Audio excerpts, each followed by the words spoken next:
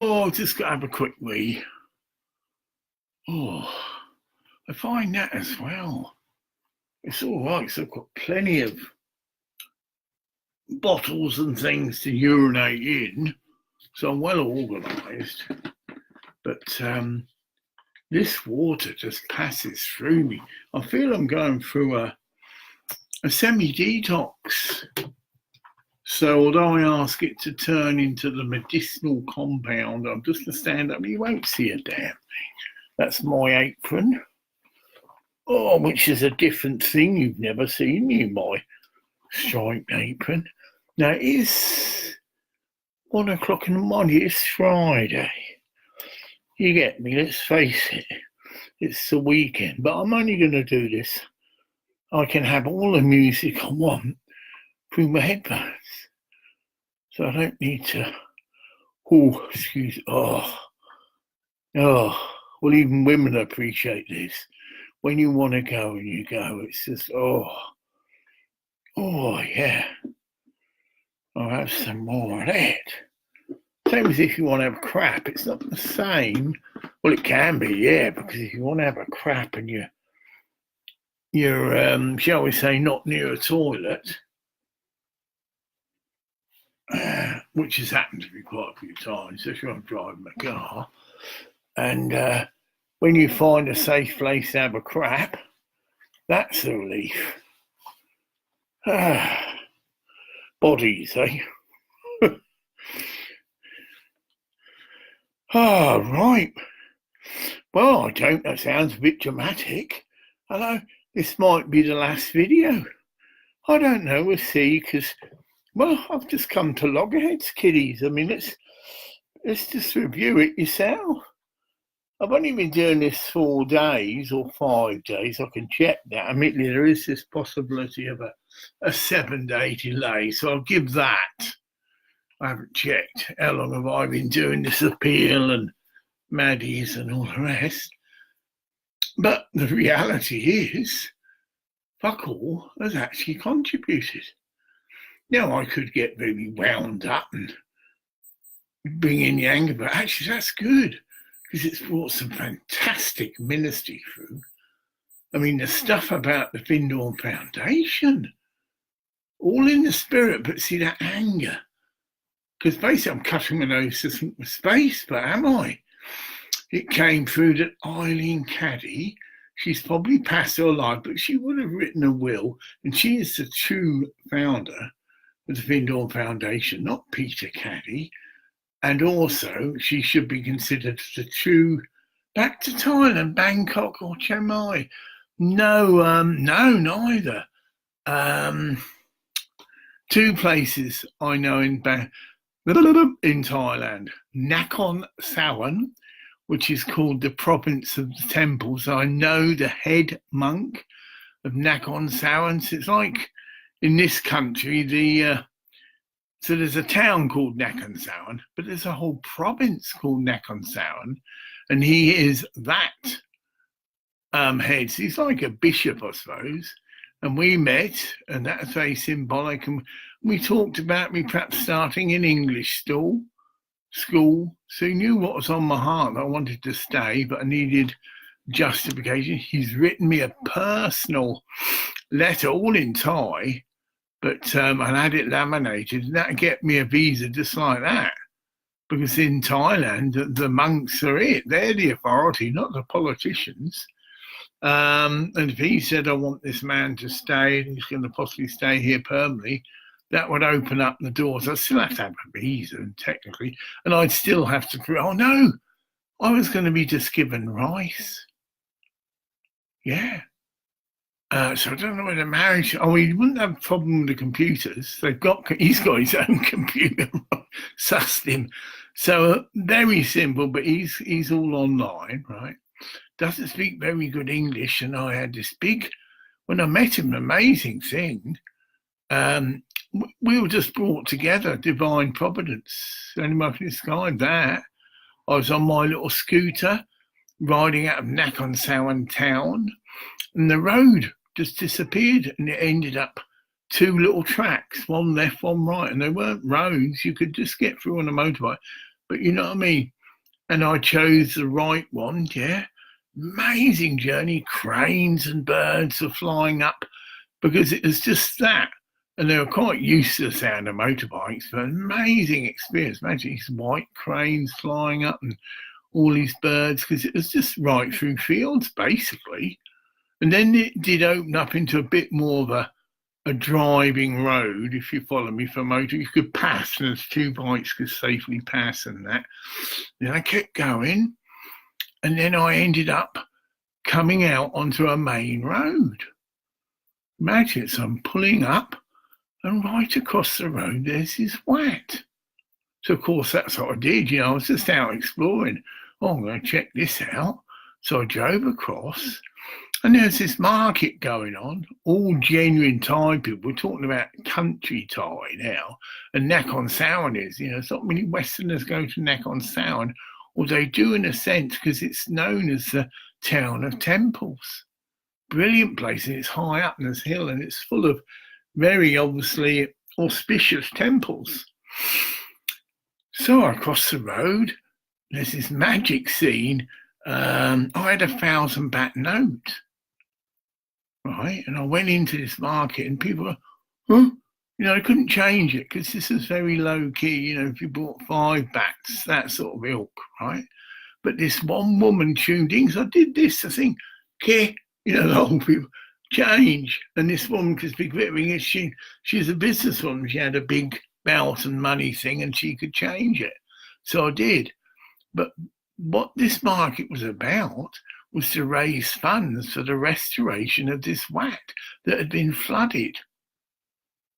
And it's a very special wat. It is one of the first wats in the whole area, get it? And this is where the head of the whole of the area lived. This is his home, right?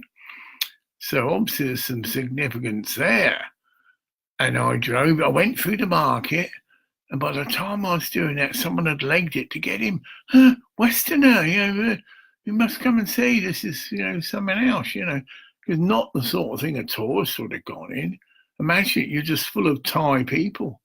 No one a Westerner there, but me, just planetary citizen, get it? Oh, yeah. And I just happened to be led to this pagora, I suppose it is, a shelter with seats in it, and it overlooked the river. Get it? Because it's this river that had flooded, right? And it had flooded the whole temple, washed away some ordinary monks' buildings, right? And also damaged the whole of the bottom of the major temple, right? So I'm sat there just looking at the river and thinking what to do, and park my bike. And then this delegation came. There's not a word for it. The head monk, then he had an interpreter, and then he had some quite wealthy businessmen, dressed in suits. Okay. And I did the obeisances, sorry, and did straight away, you mind me sat here? Because it was actually his place, right? It's where he sat. Whatever. Oh, no, you stay there, it's fine. And there was an interpreter there. So we clearly got, a lot of stuff through. I said, although first they were really keen to show me everything. So they got taken down on the stairs, and you could see this bit. I've got photographs of this, the mud line, you get me, where the water had all come through and they'd left this blood line, and it has hired him in. Although he's a small man, he's pointing up. I've also got a photograph on him in one of my computers. I've bought the story, so shut up, Graham. Right, so I saw that. Then he showed me these massive big balls. Right, now these balls apparently are put deep into the ground to consecrate sacred land, and they go back thousands of years. Now, before the temple's built, they dig these holes, and these balls are all covered with gold leaf, you get me? So they're blessed, and a lot of prayers go into them, and then that is like the foundation.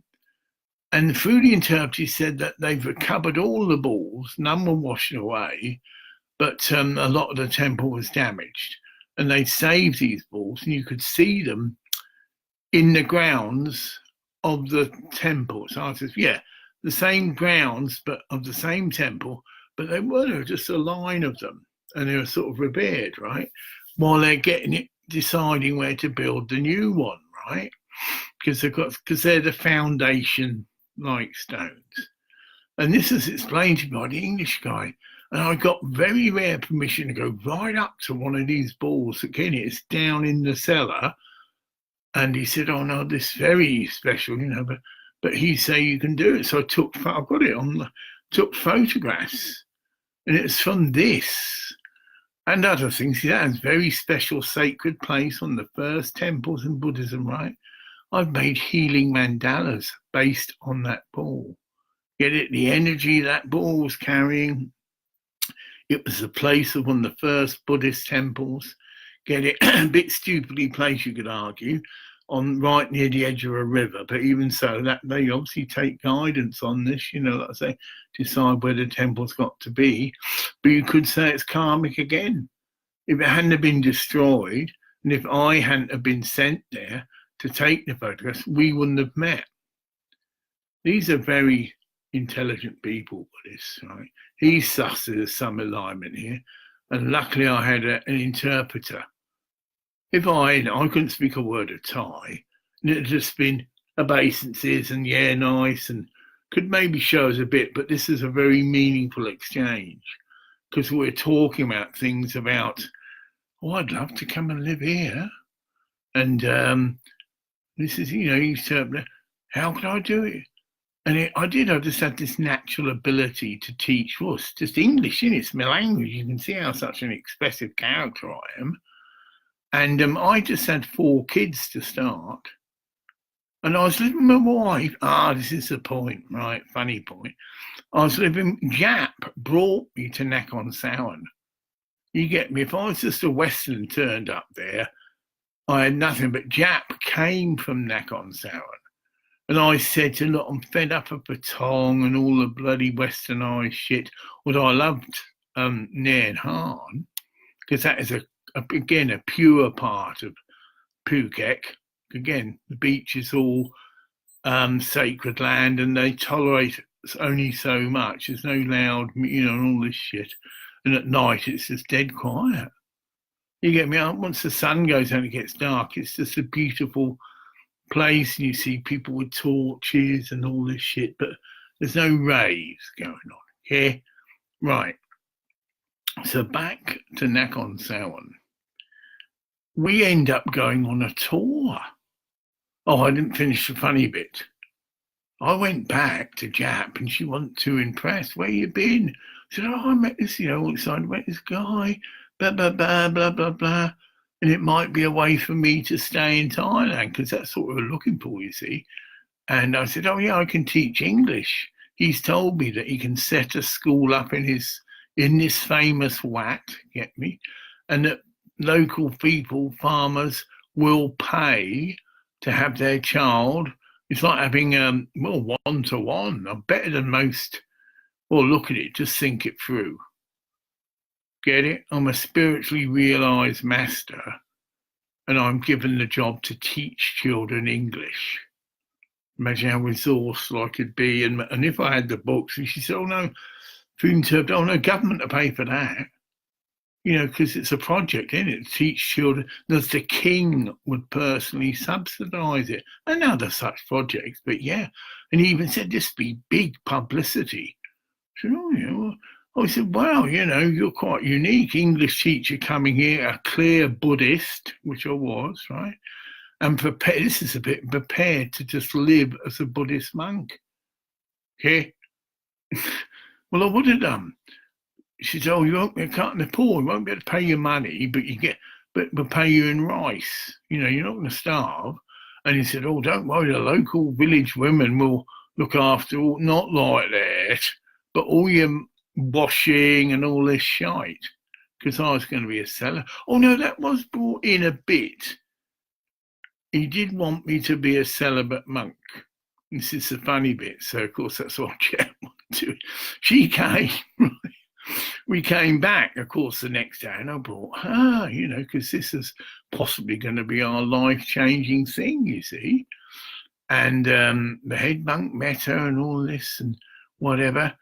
But it was told me by the interpreter, she not the woman for you.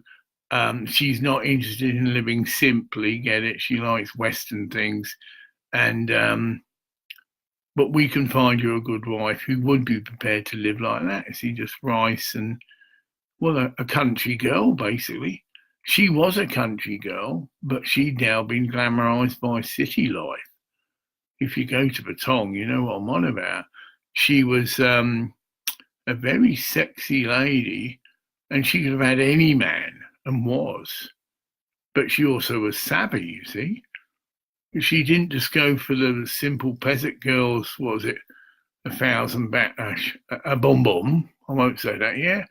No, she got savvy because she got a kid as well. She got ploy, but she lived simply herself. I'll give her a credit due, but it all went on ploy. And it's all saved up, you know, ploy this, ploy that, ploy's going to go to school, ploy can have, you know, and all this, as a good mother would be, right? Put her child first. But I came into her life, and I didn't finish that bit, actually. I suppose I'm quite attractive to women because I'm humorous. It's said that. You might have to be physically endowed, which I want, but at the end of the day, a woman likes someone she can have a laugh with. At least that's what I think. So as you're a friend, you know, you can hang out and you can go through rough and hard times together and support each other through that. Make a joke of it. And I certainly can do that. Yeah, pretty good at that. Have to be, mate. A shite I have to go through. Like, here, come on, look at what's happening to me. 3,000, all right, I'm not going to go. 3,000 people, I can see all now, some of you. No one's given jack shit. Not too encouraging. Well, it ain't, is it? And some people would have really just thrown a wobbler, which I got out of it by doing my Punch and Judy skit. Oh, if you see that, that's really venting out a lot of anger. But I'm doing it myself, but I'm not. Am I doing it to you as well? Well, I'm doing it now. You fucking cunt. This is the lawyer to me. It's a Punch and Judy, so we start with a lawyer. You fucking cunt. Don't be such a fucking idiot. These cunts aren't going to... Yeah, perfect. These cunts aren't going to give you a penny. You're just going to end up getting fucking hurt. Then I come back to me. Oh, well, I'm just following the spirit. And until I'm directed otherwise, I'm not going to do anything. Oof. Don't be so fucking stupid. Fuck off back to Thailand, and this is what you can see, it's on the... Marry your fucking women and put your feet up. You can start your fucking charity there. No cunt here is interested. Here. Prophetic word. See? Well, maybe it is or it isn't, but yeah. But this is done. See, beautiful how God can provide. It's a comedy skit. It's someone swearing at me, but in a sense, that was swearing at you. Yeah. Fucking useless, selfish cunts. Get it? And such ilk as that. And he was actually swearing at me to say I was an idiot. And he's also putting in a bit of thing of, you're just going to get... I can't do it here. You're just going to get fucking hurt, you stupid cunt. I've already done that line. He's basically saying, look, just fuck off back to Thailand, marry your fucking wives, and continue it there. Now, just trust what I've already been given. Because I get it, I've got like, I can't reiterate. This man in Nakhon Sawan is like a fucking pope. Not quite that, but that ilk. He is the religious representative for the whole, get your fucking maps out, the whole of Nakhon Sawan. It's a province. It isn't just the town. The town's named after it, and that's where he lives. I went on tour with him to cover his patch, you get me? Because he does that occasionally, he goes out. And we ended up right near the fucking border of Laos. So right on the edge of Thailand, as far as you can go that way. I had a brilliant time at this. Yeah, this is his other home, if you like. And again, I was treated like he was. I was his guest. Jap wasn't liking it. She could see she was going to lose her fucking boyfriend, right? And he insisted we sleep apart. Get it? Oh, no, you're here. This is sacred ground. Again, that sort of number. So I did. I was all right, man. Jap was feeling very insecure. Get it? You can imagine it. But she did love me. Let's get that straight. But she wasn't too happy about it. And when I showed her the letter, she obviously saw what he wrote in that. That even more, shall we say, made her feel insecure. Fucking hell. The cunt can get a visa, and fucking hell, the cunt can stay here as long as he teaches the children and is prepared to put up with a simple monk's dwelling, which again means no family. So we go on tour. And I mean, Laos is incredible. It's got these little like anthills, right? Natural thing. And God, fantastic work I've got with my camera. But I got sick. Here's more. It was someone there, a male, who was getting jealous of me. Because when you're considered a spiritual person, and anyone knows about Thai culture, they gave me this special robe. It was like a belt. And I noticed a few other elders had it. And it was telling people that I'm considered a very spiritual person and I'm very close to the head monk, which of course I was. And then it could see I was from England and prepared to give up all of my wealth, life and that culture to teach their children English, to give them a fantastic start. I didn't have to preach to the guy about that. I was saying to the interpreter, all the children need here is to learn English, because that's the only main fucking industry in Thailand. And without English, they're fucked. I could say that to him. Well, I could have said it to him as well, but that's another issue. So I was right, And so, I got this letter. And so, I committed. I still got it. No, he'd remember me. I'll just make my way back to that temple. Be interesting to see how they got on. Because they're just peasant people. And they've got a bit, that's what I shared with them as well. I said, you need to be on the internet. Which he was. But I said, you need to get a website together, right? I said, many rich Buddhists in England, Scotland, or wherever, when they get to hear that this is a very sacred, special place, they will give you money, and far more than your poor peasant people can do, get it? Because they're literally just growing rice and things, and money is an unknown entity to some of them. Never used money, it just trades, still at that level. So many sacks of rice, or this, or that, and that. And money, like I said, when I went in there, I fucking freaked out. No, it's only 20 quid. That's probably all they ever see all their life. You know what I mean? It's just a freak out. And that's obviously caused the effect that some of them to go running to him and say, you must see this man. He's like a gift from God, because he's come and generally obviously come to try and help. And that's what I said. I had all these ideas, set up a web page, that which would have. And I, as a British English spokesperson, imagine me doing videos about that and with a camera.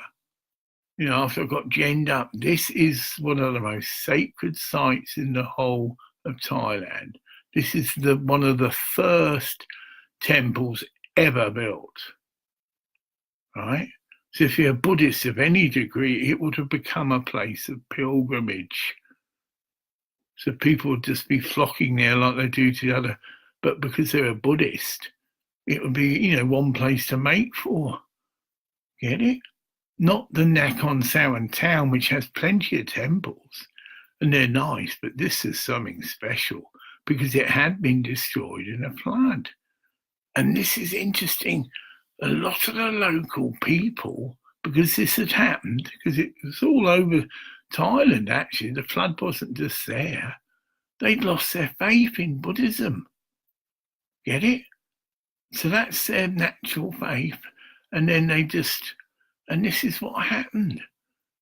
Again, so in the right place, the right time. I'm at this massage shop at Nakhon because it affected the whole thing. And the local Buddhist monk there, we hit it off because he is into dogs and things, and this place is used for people with psychological disorders anyway. That's where they go in Thailand. Don't stick with there is places like that, but if people prefer to just go and stay in the wat and pray and whatever, they'll get healed. Whereas if they go in the drug place, well, so that was going on. But then this head monk with someone who was even header than him, if you follow me, a visiting friend, stopped right outside the wat. Sorry, got that wrong. Right outside the massage shop, which is right by the entrance of the wat as well. It's on the first places. And got out and we did the obeisances. And then he just did like that, we're collecting money. I get out my wallet and was going to give him 1,000 baht note, which is only 20 quid. And this mother figure I've mentioned before, no, you don't do that. I sort of stopped and looked at her. No, meaning that had nothing to do with it, it's a load of crap, because that's what the people thought. And I rebuked her. Right? Don't you fucking tell me who I can give or not. I give you people tips, which I did. I was tipping them very generously, 500 baht regularly for 300 baht massage. Everyone knew that they're going to get a tip if they come to me. Some women, if they're poor, I gave them 1,000 baht. In fact, she was one of them. She said, I'm going home to see my daughter. And I'd really like to buy her a present. So she's being honest. She wouldn't have, oh, yeah, it's 1,000. I gave her 2,000 baht. Get it, I'll buy your daughter a nice present. I tell her it's from you, and she would have done. She wouldn't have lied. But the same woman, you see, they've lost their belief in Buddhism because of this flood. Again, this is a natural disaster. And I rebuked her. And I gave him 1,000 baht. And he went like that. So very hostile towards the Buddhist faith, see. And a lot of people, well, I'm not saying now are, considering the monk owns the land, but it wasn't the boss. So it's through him and letting them run their massage shop that she got a job. It's like biting the hand that feeds you, but the boss is a totally different lady, whatever, and she was very devout. And I'm not saying she wasn't, but just through circumstances. Oh no, only half an hour. Oh, I've got someone messaging me, see. Well, I don't know, Raphael, sorry. And so where were we? Yeah, so Nakhon Sawan. It's still there. He won't have forgotten me. And I could turn up there. It's a bit out the way, but you get the plane, I believe, to the capital, Bangkok, and then you get a bus. They've got this fantastic bus service, very cheap. It goes all over Thailand. Some of them we drive all night, overnight. In fact, yeah, you get a bus to Phuket, but it's over a 12-hour trip, but very cheap. I think it only costs 1,000 baht to travel all night in a bus, and it's got a toilet on it, and it stops, needless to say. Loads of places it stops. You can get your food and tucker because they're all night, get it? And they're like known bus stops where loads of other buses drop off. It's an amazing experience, You sort of, you don't sleep through those bus trips. They're just exciting. And even though the lights are going, it's only going about 30 odd miles, and you pass through these very windy, bendy roads sometimes. Just a 1 lane or maybe 2 lane road at the best. But they're used to it, and they've got their lights on, and another car would see them coming and all this. So really, if you did it during the day, it'd be a mind-boggling journey. But I think they only run them overnight. Yeah, you pick it up about 6 in the evening. Yeah. And then you're good. So you then arrive there probably about 6 or 7 in the morning.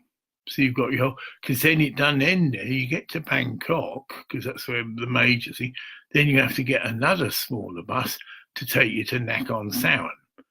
course, I was with Jap, and she did that, very quickly, bus snack or something. Because I was a foreigner and big, they let me sit right in the front, but even that was fucking crammed. It's amazing, how small the Thai people are. And I'm a big bastard, I realise that. But it was good, the doors make way. And we end up, that's how I arrived at Nakhon Sawan. And Jap had rented the house because I'd sent her money, but got a really good deal. Our own house overlooking this, not bog, you can't hear that. Oh, it's really piercing the thing. I can turn that off. That's it. Right. This is amazing. I'm off now, but I'm only halfway through and I'm trying to make it entertaining for you people. When we were in Nakhon Sawan, she rented this house and admittedly had 3 stories, which wasn't too ideal for me, but I managed it. You got up to the top and you had your own private sunbathing come lounge area, you get me? And you had a fantastic view of all the temples, right? And it's all around. You've got these big Buddhas and things, and you're right in amongst it. And I erected a shade. I got these big umbrellas and got 3 of them, I think. So I had a natural shade area because you had to get out the sun. But I could spend midday and the whole afternoon because you could alter them. And so that gave me a bolt hole. We didn't have to be together all the time. If Jack wanted to do something, and just I'll go up and if she entertained her friends, since it's Thai friends. And she, I don't speak a word of Thai. Imagine how, there you go, how I'm used to just being on my own, get it? Because I couldn't speak a word of Thai, but that's my choice, right? So it's a lovely house. I didn't finish the thing. It had a fucking lake, if you like, at the back. It was a pond. And there was this fucking great monitor lizard. I've never seen it. And they were tame, or at least weren't scared. We had to watch. We had Woofter, and he's bloody eaten Woofter a couple of bites. So you had to have a little fence put up. And it was slow, but imagine it's like a fucking dragon. It's a lizard, but it's a very big lizard, a monitor, and its tongue, which it uses to smell.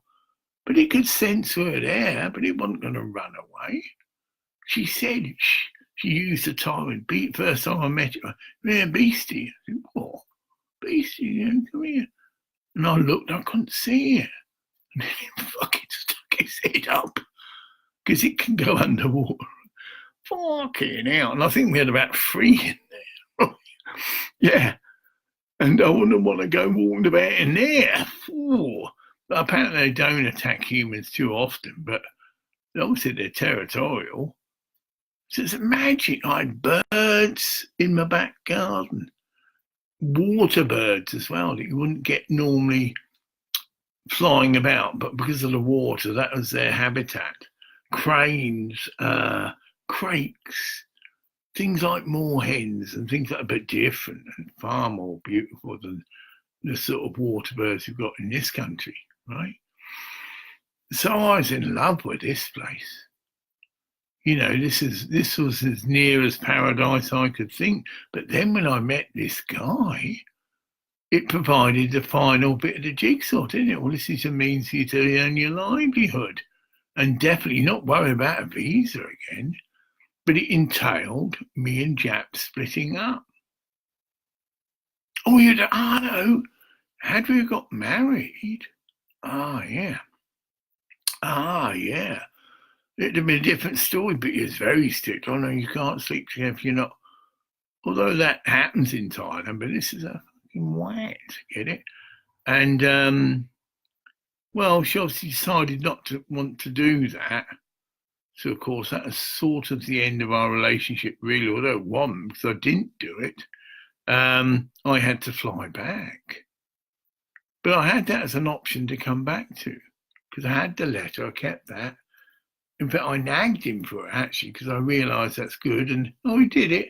And he got a secretary to come and do it, all beautifully handwritten and signed with his seal. Get it? I mean, this was a thing, and it said, "Oh, don't worry about the customs. You show them this," because it was saying that he's a this, that, and the other. He's a direct friend of mine, sort of thing. Percy vouched for him, and he's coming to teach the children English. I wouldn't have got any hassle. Get it? But I came back. Oh, I was trying to do the fear of unemployment. I think this the fear of unemployment and black unicorns that change a constant trial. But there, well, all I had was Thai peasant people who didn't have any money. And it was obviously a bit of a no-go. I needed to go to the cities and maybe. Oh, I did get see, I did get some business people, but were they really? And said, yeah. One guy who I brought all these suits from, which I got rid, they're silk, but he knew damn well these are tourists who took them home, and he knew I wanted to bastard wear them in, even though they're sort of sweated like a pig in them. And they're all fucked in. Just you couldn't wear anything. I shared that, so you couldn't even wear a t-shirt, and you just sweat like a pig. So I didn't. That's going back to that famous photograph of mine. Yeah, I'm naked top, and that's what's turned all these fucking perverts on. It's some kind of sign they have, bare top, right? And I was wrongly assumed to be gay, and yet I've got a woman behind me. But whatever, Thai minds, I don't know, and I still get that, and. Obviously, I stop them, block them, and do complain, but I can just block them. That's enough. They can't ever contact me again. And so where are we at? I'm looking at the time. Oh, 36. So you can see I've got a great love for Thailand. And I would just need the airfare. I could do it properly as well. If I can scrape it together, I've got that challenge coming up. Better go back to that. I have made it very clear to the Department of Work and Pensions. Oh, they've got the message from me. The message is I'm not going to accept nothing but maximum benefit. All right. So even if I do go for your nonsical inspection, I've got the backing of the World Health Fund, you see. The World Health Fund decrees that my psychological disorder, which is manic depressive psychosis or schizophrenic psychosis, is considered as disabling as a quadrupedic. That means someone with no arms and no legs. So many people can have certain physical conditions and end up in a wheelchair, but the World Health Organization says, well, can still work, their minds work, get it? But a psychological misfunction where your brain chemistry isn't right and where you can go into psychosis and then you're completely crippled. You're no good to God or man unless you're a trained shaman and unless you're an enlightened master, because you've reached the end. Obviously, nothing can affect you like that again.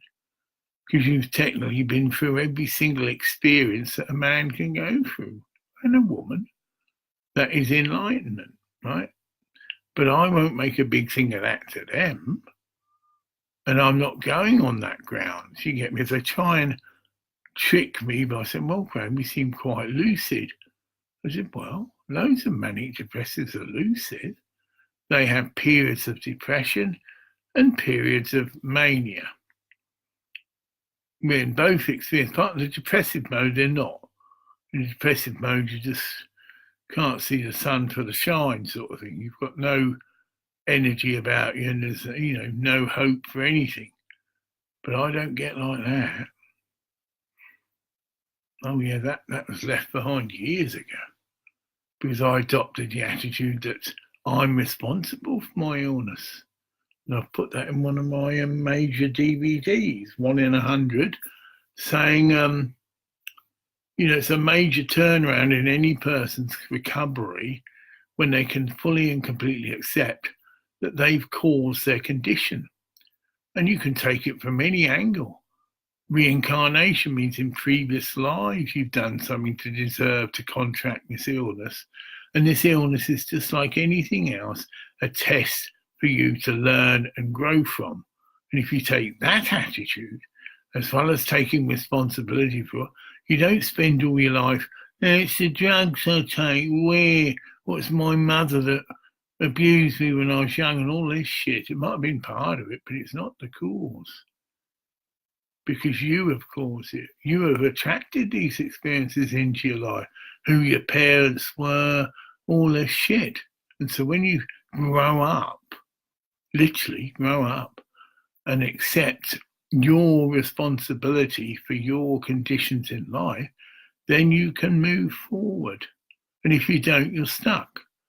The guy I know who is convinced he talks to General Lee all the time. Well, that's no good. You're not doing him any good just by condoning it or washing it under the carpet. He has got to clearly confront that is an illusion, that General Lee is an astral entity, and he isn't General Lee. It's an astral entity that is making out he is General Lee, because it's clear. He'd often arrive late for our bus trips. Oh, I've been talking to General Lee. Get it? So General Lee was an astral entity and deliberately disrupted his life. But whatever, making him late for his one bus trip a month, which would have been the highlight of a social outing for him. Well, I personally think they're a load of crap, and I don't do that now. But there's other reasons behind that. For some people who are not so well developed or recovered, it is like a lifeline for them. Because of their own paranoia and fear, they spend locked up in their little room, which is not me. I'm there by choice, get it? So to have a bus trip to go out into the community is for them. But they'll never recover, because they return to being their thing, and because they return to however they feel is causing their illness rather than themselves. Because once you take that road, you can't moan, you can't complain. You've caused this, and you've got to work out and work your way through it. Not blame other people. It's this, it's that, it's the drugs I take and all that nonsense. They don't help, admittedly.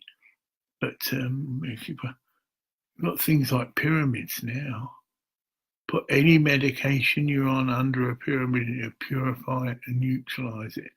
And that's a far better place to start than just stopping taking the medication. And that will cause a relapse, because your body is chemically adjusted to these drugs. And then just to take them away, it's a shock to the system. But if you put your drugs under a pyramid, you're purifying and neutralising them anyway.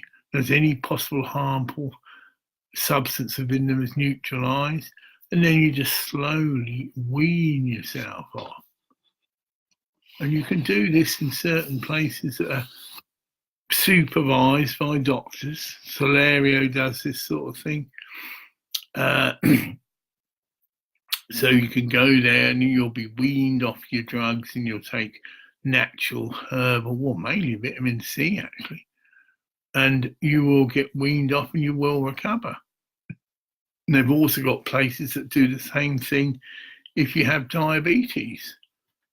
Apparently, if you went on a raw food diet for a month, you would be able to cure your diabetes, but not many people can stick that degree of, discipline. They've got cravings for all these foods they like, and they'll just say, fuck it, I'm going to go and get McDonald's, that's it.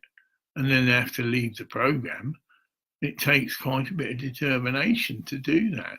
I'd do it if I've got the space to do it. Yeah, I love salads, and if I know I'm going to no longer be diabetic, I'm going to do it. It's a pain in the ass being a diabetic. Like now, I've got this leg jipping up, and I've got to worry, oh my God, if I don't go to A&E, I might have the passive cut off. Well, I don't think so, because I've done a pendant. But if I haven't got much to do tomorrow, it's a nice day out, go down the A&E, and you have to wait around hours. but at least have a doctor poking around and get cleaned and properly dressed. But it is swollen as shit, and it's tight around my trousers, and yet I am crippled-minded. There's my ticket, you see. When I do go for this work and pension thing, that's my ACE card, because it all does rely upon this leg. And so I'm very immobilised because of this leg, and I'm pushing for, like I say, high rate mobility allowance. That means I can go to any of the car dealers here and get a brand new car, but it's leased to you. Get it? And after 3 years, it's replaced. And if anything goes wrong, it breaks down or anything, that's all covered. See, it's leased. It's not your property. You're hiring it. And because of that, and they get insurance, it all works out. They get insurance to cover any vehicle that's leased, blah, blah, blah. So if anything does go wrong, they've got a special insurance that covers them. So everybody gains. You gain, you get a brand new car. You don't ever need to worry about servicing or anything. And you know every 3 years you're going to get another one. And all you do is hand over all of your mobility allowance that you get. And that's if you're on the highest rate, that allows you to enter the scheme. But if you're not, you won't get any help whatsoever. And I need a motor. So I'm already geared up psychologically, and I know how to do my case. And I'll kick up stink and go to the press. I know how to do that, because it's not just me. That's it. I'll start the whole kick off. I shouldn't even have to go to this fucking interview, right? And then, of course, the media are attracted to that. But then you lay the other half of the story. I shouldn't have to go because my doctors are more than adequate to provide the evidence to get the diagnosis. But then I feel I've been ripped off for about however long this report is issued. I said they're ignorant and they don't base, the decisions on who gets what on the facts. And the facts are that this condition of mine, it's not all mentally ill people, let's get that, is in the 7th category, which is the highest, meaning I'm the most disabling condition. It's equated, again, repeat, someone with no arms and legs. You don't see many people like that in these resource centres. I've been told to. It's repeating, but myself and a few other mentally ill people who were activated and empowered approached the council and said, why can't we? Well, we didn't say it like that first. We'd like to use the resource centre, because at the moment it's only used by physically disabled people, and we're actually more disabled than them. Right. What happened? Well, I wouldn't say you can guess it, because you shouldn't, but the fear and the prejudice against mentally ill people, and even a nice bloke like me, right? Oh no, I'm very friendly and compatible, not someone that throws tantrums or things, but anyway,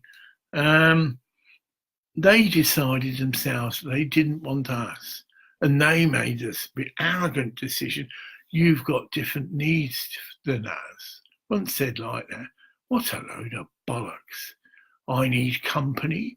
I need occupational things.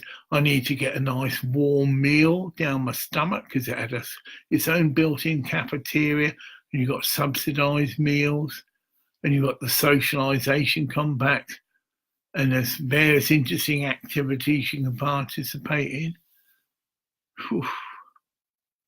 I mean, obviously, they should have opened it up to people, and then, and only then, if someone did cross a line, like I've had, we've got a couple of psychopaths who ended up being abusive to the other. Yeah, you sling them out, but at least give them a chance.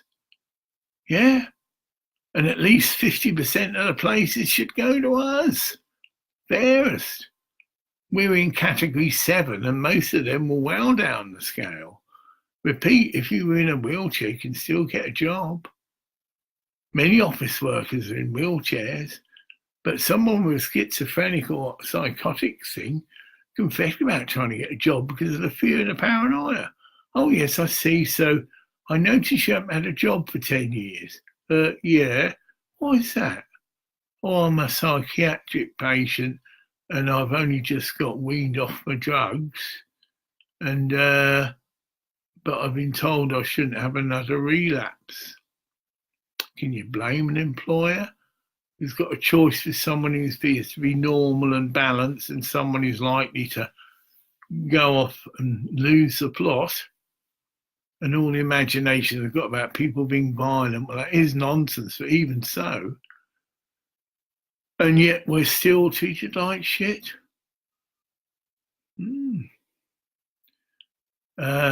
People are going to rise up. I'm being told that, because this World Health Organization report gives us the competence to do that. Contest any decision. You know, you want to go here, or you want to attend this drop-in and you're being refused. You can sue them, you know, and take them to court to the highest level, European Court of Human Rights, if it came to that. Well, Mr. Clark petitioned you that he's been on lower rate mobility for such and such years, and yet this report was issued such and such years ago. And in my opinion, this is what the lawyer was saying to me when we did this skit. It's brilliant. He sort of goes into that. He says, "You what?" I said, "Oh, I'm waiting for my PIP." "You're waiting for your fucking PIP?" Then he does the whole World Health. "You're more disabled than most of these cunts here." And he's talking about the resource centre, right? "Yeah, you're level 7. And if it's done fairly, they would all be booted out." Ooh. And I shared this in this meeting. Onto the effect that we're being unjustly treated, but because physically disabled people, politically, and that's the only word I can use, because they've got active parents who will stick up for their rights, whereas most psychiatric patients, their parents disown them. So look at that for a difference, which is wrong, I know, but they do. And we're an embarrassment to them. And so people with physical disability, I said, they'd be up in arms. You can't stop our Willie because it'll affect them. As parents, they'd have to take more of the responsibility to look after their children. Maybe twice a week or whatever, go and visit Willie and take him out in the car, this sort of shit, because he hasn't got a fucking drop-in to go 5 days a week. So he's stuck at home. Get it? And that's the sort of injustices that have been going on for years and years. And the person within Murray, he's even nicknamed the Butcher. And I've met him. Young man, arrogant fuck, thinks the sun shines out his arse, dark-haired character. Well, I remember him all right. And I turned up to this meeting and I was the only person that was challenging this decision. And one little fuck there had to, "He's not with us." Yeah. So-called Murray Mental Health. They're meant to be a campaigning organisation to stand up for the rights of mentally ill. The truth is they're mainly made up of professionals and people have got to swear who've got fuck all real mental health issues. Get it? Well, they get a bit depressed and they're of that ilk. Emotional issues, really. Things like, I'll get anxiety attacks. Where? Oh, I know I'm being nasty. Because these people, it's not their fault, but the fucking so-called people are supposed to be intelligently aware of all these issues. Oh, they get all the services till the sun shines out their arse, sort of thing.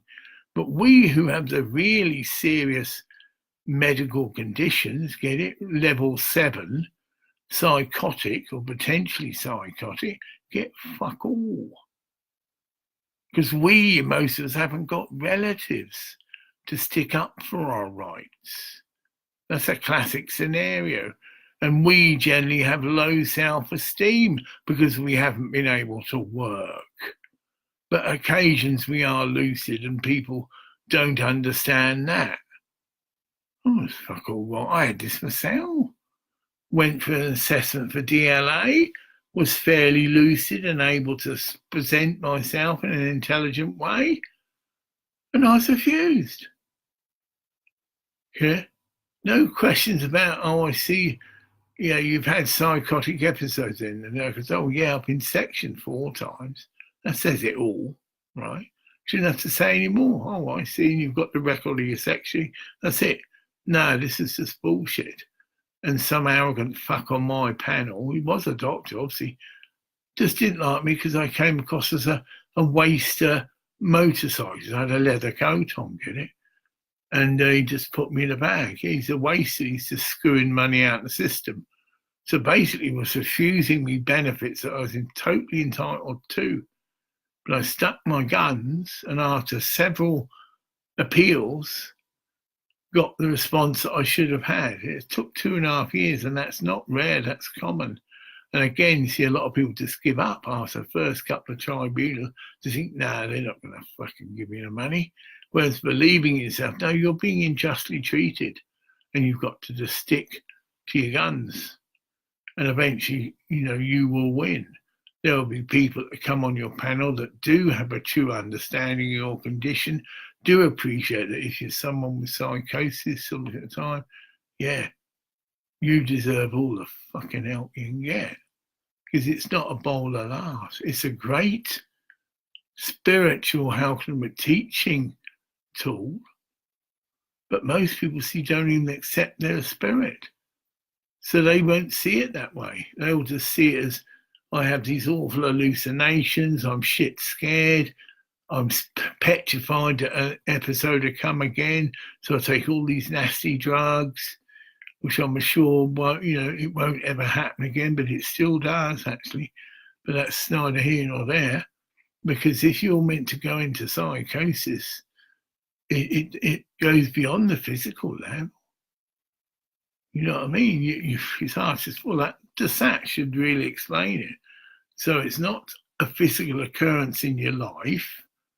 Yeah, your granddad can die, and that's a natural thing that most people can grasp hold of. Oh, I'm depressed because my granddad's died, but I will get over it. It's just a matter of time, right? Oh, I'm depressed or very high and going through mixed states. No, I haven't a fucking clue why. That's what mixed states mean.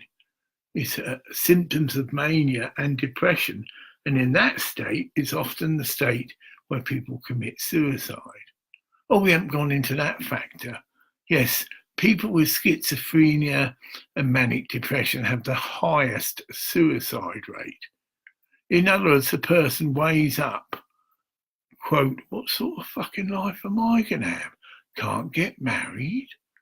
No one's going to marry someone like me, and all the rest. And I'm living with a couple, because generally they get stuck in these so-called houses, but then you're mixed with everything. You can have someone who's not thick, but not very intelligent, Down syndrome. Now, it's a polite way of saying it. And you're quite an intelligent, or more than quite an intelligent, you're potentially a genius, very sharp and intelligent. You're not going to have much conversation with someone with Down syndrome. It'd be more just a child. He's like a child in a human body. And this is what happens. These people are just all thrown together. And that's why the moral mental health drop-ins are a waste of space, because you've got to cater to the lowest denominator. Oh, what's it wants to go and look at the dolphins, right? And that's what you do. Or else you don't do fuck all, you get me? See, it's based on the lowest. It's known, people like Hug, who really do represent mentally ill people, know what they're talking about and have resolved all these issues. They realise that certain people shouldn't be made to be part of a group that's the opposite scale. You've got extremes. To make it in street language, you've got thicker shits, which they aren't, but that's just to make it street language, and very intelligent, articulate, potentially creative people. And then you've got, I could go, I couldn't believe these were Down syndrome people, a group. One of them had an aspiration to become a filmmaker. Okay. Well, again, it's being realistic. He's never going to be able to achieve that. It's a very creative, artistic thing. You've got to be intelligent to actually make a film and be able to decide, there's more to it than just pointing and going, okay. Get it? And that's what was going on. And it's a state-of-the-art fucking on-your-shoulder camera, which is totally incompatible with my equipment. You get now what I'm on about. I was asked, would I assist him? And it's literally considered, would I like to take over the group? Yeah. See, again, people manipulating me. No, I'm a fucking recording studio and I'm geared for more people who are intelligent and are creative. Get it? Who have write poetry and stuff and who can sing and play an instrument. So it shows how out of touch these people can be. They're so-called mental health professionals. And I'm sorry, I just couldn't believe it. I'm not nasty. Oh, this is a fucking waste of space and time. And all the other people were like his audience, get it, his fan club. They were that, if you like, in it.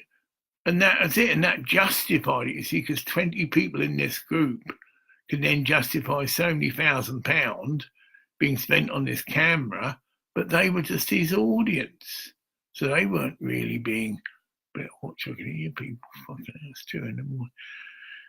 Well, it'll come to edges because I get the same. Their children are hyperactive and I can record it.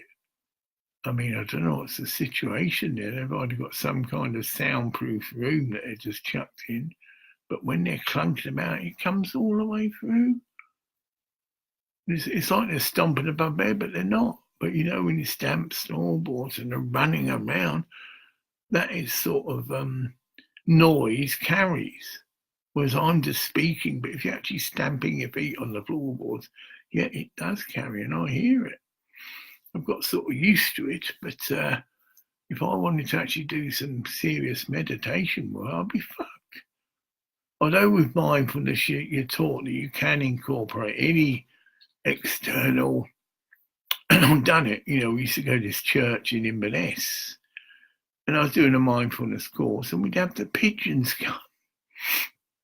But she taught us, she said, no, that's because she tuned in. See, oh, don't worry. Yes, the pigeons are all part of it. Don't try and block them out, but just go back to watching your breath. See, that's the technique. So you just bring yourself back and then your mind gets distracted by someone else. But you said, no, go back and watch your breath. And that is all mindfulness is. But I'm going to end this because I've got much of the time. This new technological innovation is fantastic for anyone who wants to learn. I'm trying to get the name. It's called Muse. Oh, there it is. Now, look, Muse. You got it.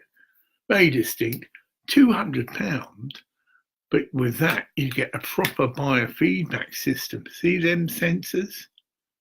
Yeah, and they go around the front. Whoops, and there's a couple of sensors here. Brilliant design. That pulls out. We didn't see that. It pulls out. You put it on, and then you push it in because they're meant to rest on the back of your ears. So you get it like that. Then it gets software. It gets better. You get software with it that you can put in either an iPad or any of your phones, because you then get soundscapes. For instance, that is just, you know, it's not rock music where you got lyrics. One of them, which I love, is the sea. Get it? But it is the sea. You could have a river or so as well, but the same thing, natural sounds. And for me, the sea really works. I've lived on beaches and meditated on beaches. Crete, I lived for 3 months just sitting on the beach. My routine was to go in, wash myself, but also go in the sea, because that's very cleansing, salt water. Wash myself, even wash my jeans, put my jeans to the water. No soap, but just salty water. In fact, they got bleached as well, right? Nice, magic light blue jeans and this bright thing. And the ritual was I'd wash my hair forward, and it's long, but still leaves it wet. So the hair was being dried, and salt, natural salt you get, would be absorbed by the hair. And it acted as well on your body as a natural, safe suntan lotion, in a sense. Because if you went in enough, quickly dipped, come out wet, not wipe yourself with a towel, get it? You get a protective film of salt, nature's way. And you get a fantastic tan. Oh, yeah. Deep, rich tan, because you've just left the salt. No sunburn. because it meant just regular dips in the water. That's all. Once your salt had dried or the water dried, the salt, go and get wet again. Yeah. And then brush your hair for it again if you wanted to. But then I didn't do that. But right, I'm just doing this. So I will shut up. I'd spent this fantastic experience in Crete, owned by monks again, similar to Sinair and Han, but really got to a great sense of stillness. Get it? And then I befriended these German tourists, or young students there were, and they'd come because this place is famous for being a nature reserve. If you just laid it down the beach a bit, you could sunbathe in the nude. So naturalists were clearly taught it. Very simple, basic amenities, water, toilets, car park, because the local Cretan people use this. Very similar to Vicey. By the local Thai people come there. You've got your tourists as well with a surfboard, not so much. But it's their Sunday place to come and relax, get it, weekend. And it's exactly the same scenario this place. And it had a little shack, that's all you could call it, but it was a beautiful restaurant where you could get a beautiful feta salad. Fresh olives, get it, fresh feta made from the goat's cheese, goat's milk, which is there. There's loads of herds of goats that come down to be watered, so it's really fresh, organic, local produce, get it?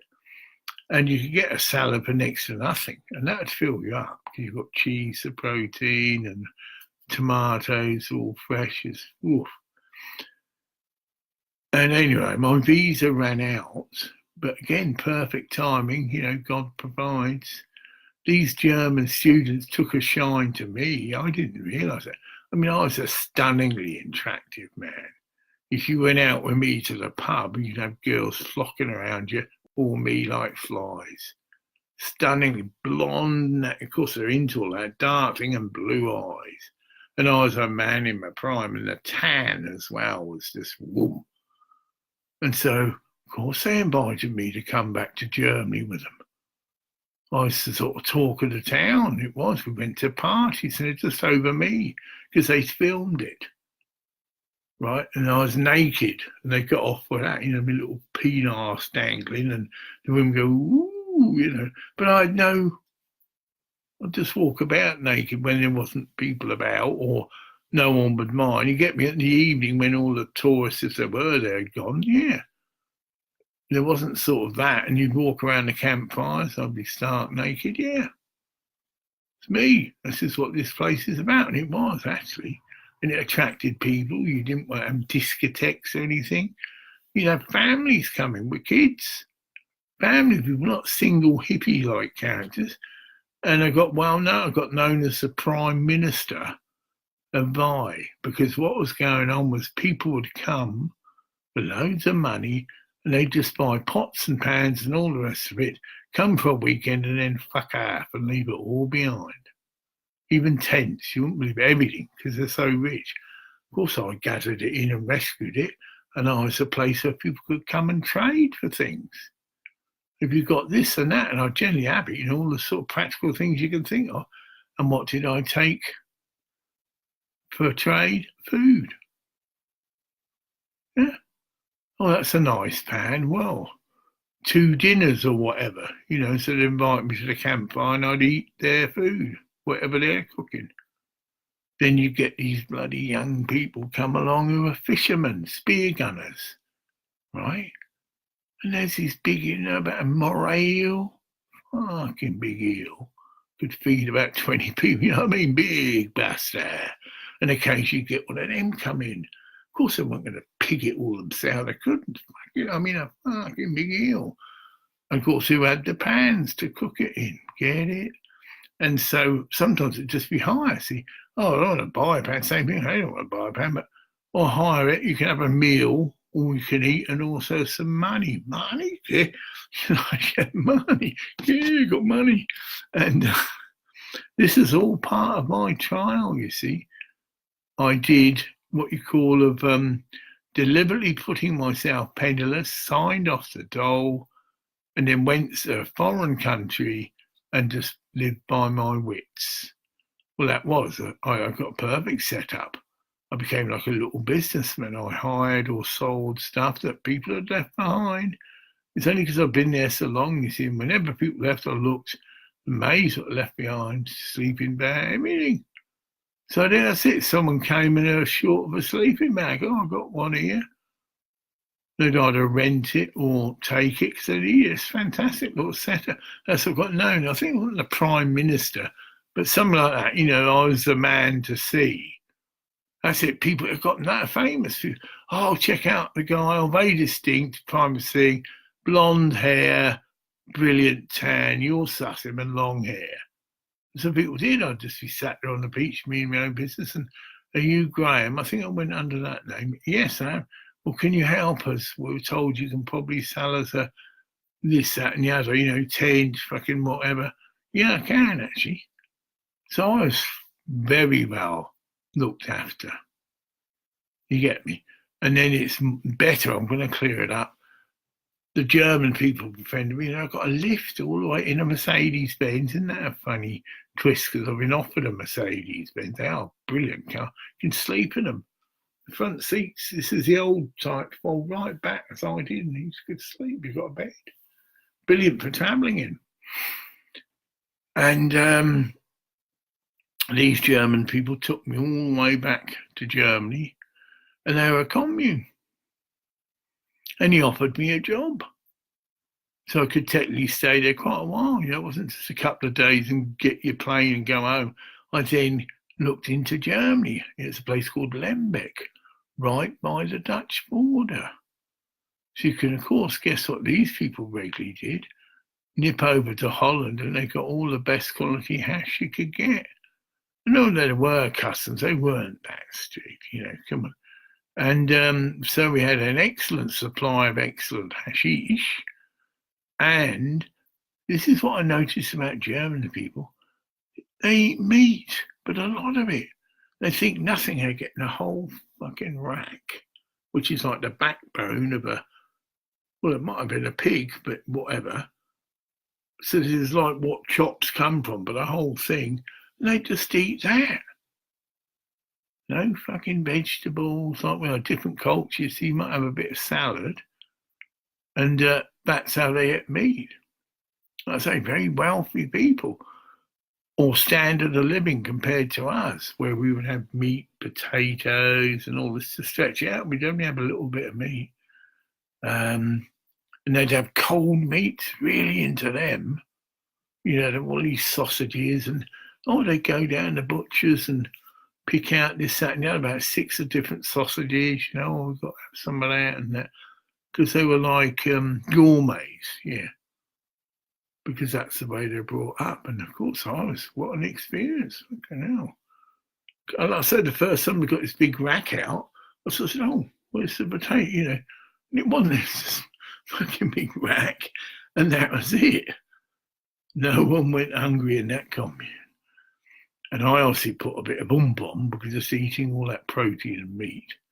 Well, it's 1 hour, 13 minutes. It's 2:25. If I stop this, I'll just quickly check. Yeah, he's just loving. Back to Thailand, Bangkok or Chiang Rai. Yeah, I've answered it. No, it's Phuket. I think Chiang Rai is just another area. Phuket, which is the island, obviously you know that, the tip, or Nakhon, Sawan, which is, it's there and it's to the left. The Bangkok's there and it's in line with Bangkok, but to the left. Nakhon, Sawan. I'll just check. No, see, it's written in Chinese. Jenny Lou, yeah. But most of them have just their names. They haven't even done any of this. Goddaughter's there. You should be in bed, young lady. Yes. Well, it's the time difference. I mean, for me, it's 2:30, which is still just okay. It's a late Friday night. Because again, most people don't work. And I know you don't, so you shared that. The kids not things. It's not a school day. You don't have to get up and see the kids in the school. Well, you've heard what I've been saying, Flower. I'm not doing it now and whatever, but we can see what you've heard. I'm clearly being guided to perhaps return to Thailand because I've got the means at Thailand to launch my Black Unicorn studio. I've got the means of people that the head monk would help me sort out. And I've got about 4 or 5 women that want to marry me. Or I wanted to marry them. And that's what me Punch and Judy skit said, didn't it? Fucking these bunch of cunts. If you ever see that, check that. It's really funny. It's a Punch and Judy skit, but you see many things are said in jest. And he's really having a go at me, you fucking cunt idiot, sort of thing. And can't you fucking see they're never, sort of about saying, you see, never going to give you any fucking money, right?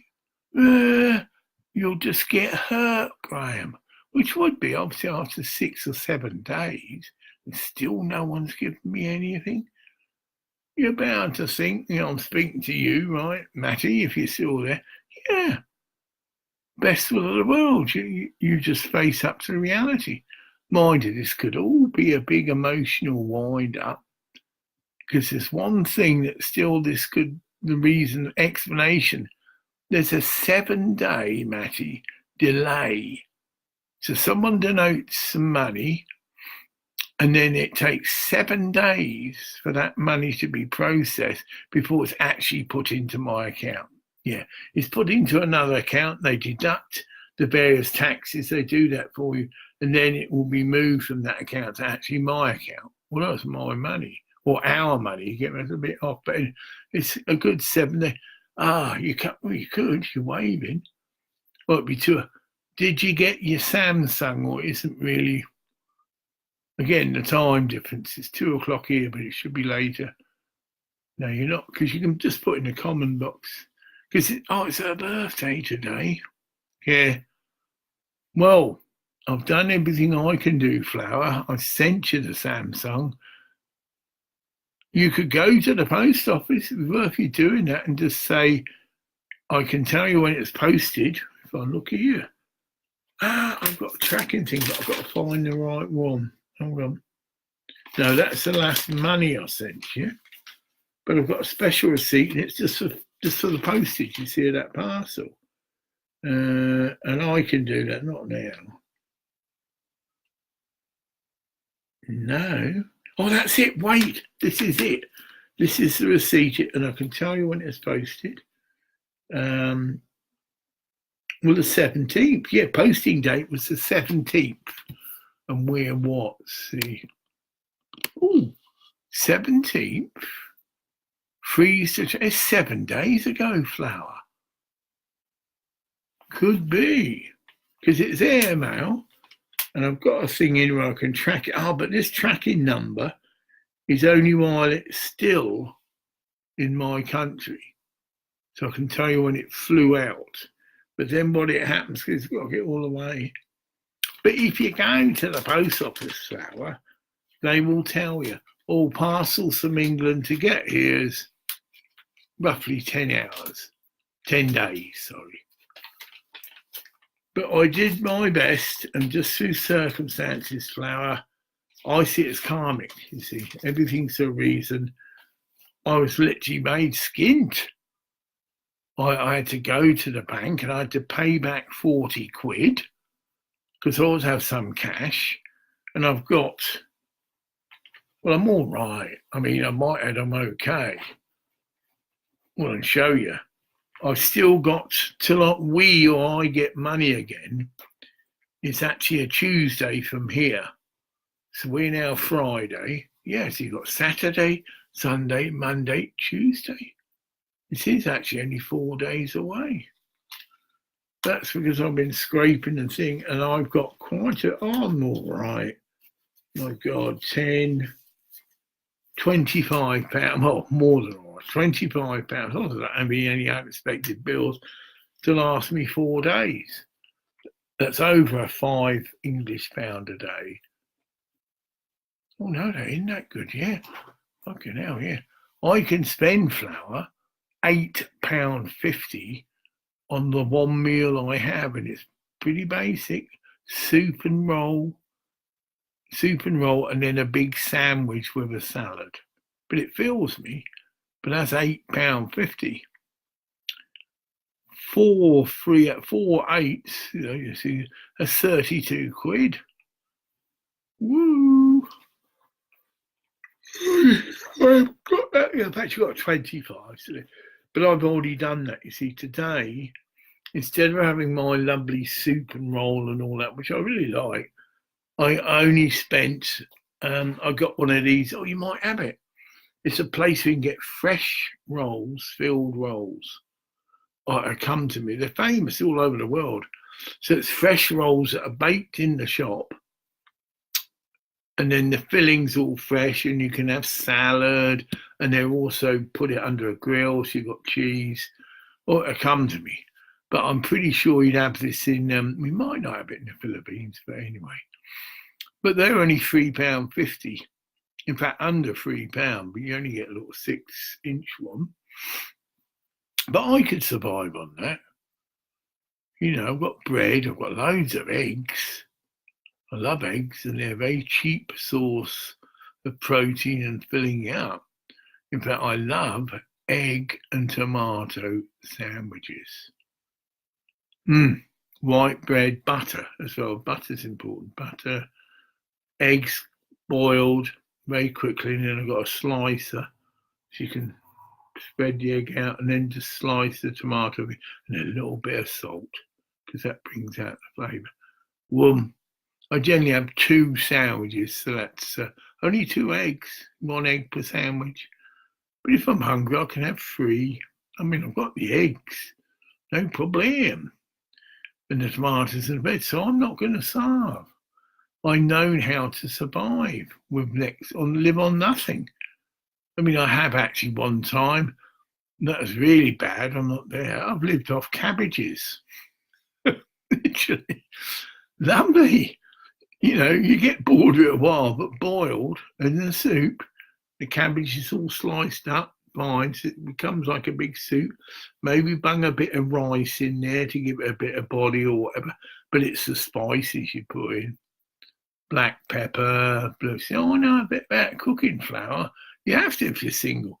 Black pepper, cumin, other spices, and that just makes it. It's turned it into a soup because the cabbage is chopped up fine. So you've got a soup that's got a bit of substance to it, which is nice because that's nice to eat bread with it as well. And it's all to do with the spices. I am literally going to go clunk, clunk. And I bet you're probably not even there, bless you. You just popped in. But thanks anyway. And have a brilliant birthday. Yeah. I'll wake you up. That's it. So I'm going to say good night, good morning. That's 3 fucking videos in a day. Can't. I've just uploaded one. Woo.